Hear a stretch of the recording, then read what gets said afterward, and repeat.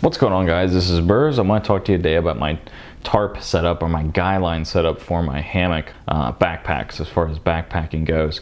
I did a tip video a long time ago in regard to what I use here, and a tip for guylines.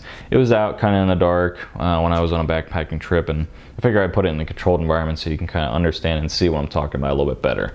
So what do I have here? This is my bag of most of my stuff. I just got back from a trip, so it's kind of all spread out. But this is what I have here, and these are what I've created as far as for my guyline system.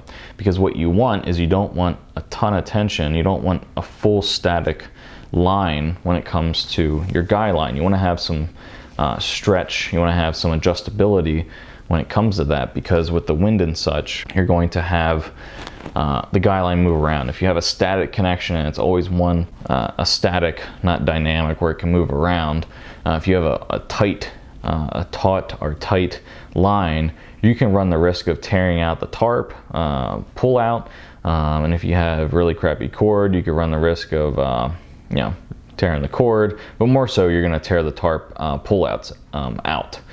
And the thing that you want to minimize is having that happen. So one way that I've come up with is I just use some GloCord, glow wire, I forget exactly what it's called.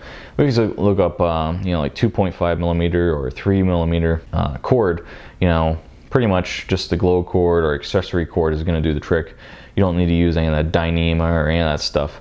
That stuff doesn't really perform well in really cold weather anyhow, on the long haul. What do I recommend?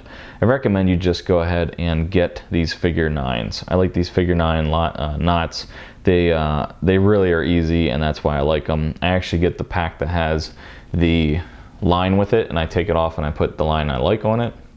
And as you can see here, this is a plastic, so it's super lightweight.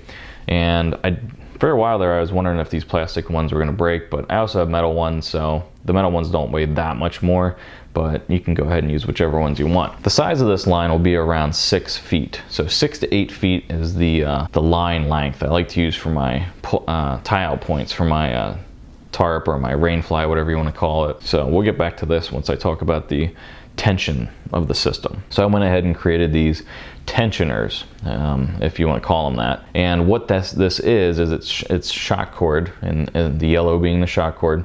And I just have my regular GloCord right here, and that's what is going to be the static line. So I have an extended static line, and I have a very short stretch line.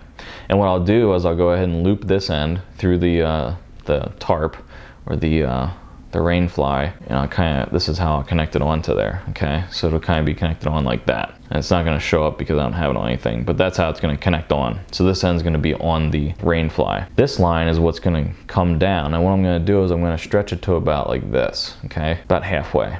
What that's going to do is it's going to allow this to move up as it's needed, and it's going to allow it to move further down as it's needed, as the wind adjusts, etc. It's going to keep good tension on your line. Once I have this on, what I'll do is I'll go ahead and take the end here of my actual line, and I'll run it through here, so it'll look like this.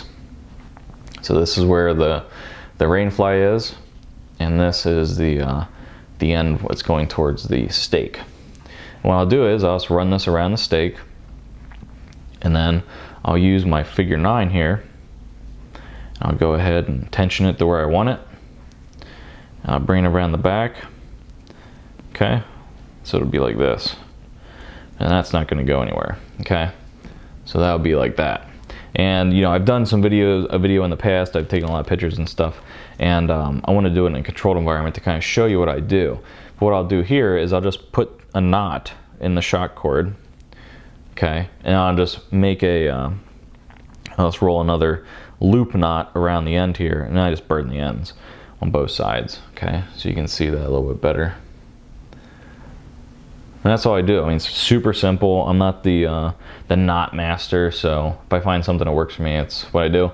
And that's what I did here, and I just wanted something with a little bit of tension, so I can kind of put it like this, so I can keep tension. Now what this is going to do is, if there is a huge rainstorm or whatever, it's not going to allow your tarp or your fly to move around all the way, because it will get to a point where this will stop, but it's going to give it that adjustability to kind of keep it from not tearing out the tarp pull-out points. That's a real quick look at what I use. Cord I use, you know, GloCord, and 2.5, 3 millimeter is usually what I'll use.